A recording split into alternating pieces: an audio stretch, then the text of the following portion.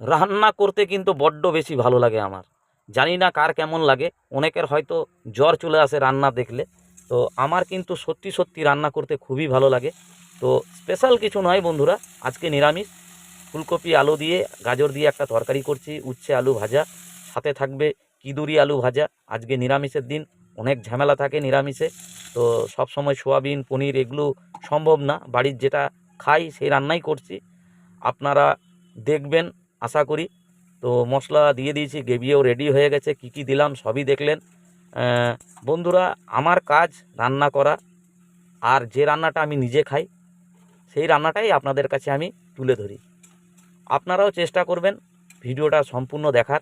যদি ভালো লাগে তাহলে কমেন্ট করবেন, ভালো না লাগলে লিখে দেবেন কমেন্টে যে রান্নাটা ভালো হয়নি। অবশ্য আমি অল্প অল্প করে চেষ্টা করি নিজের প্রোফাইলটাকে গ্রোথ করার। আমি সে কাজ চালিয়ে যাচ্ছি। ভালো লাগলে লাইক কমেন্ট শেয়ার করবেন। নমস্কার।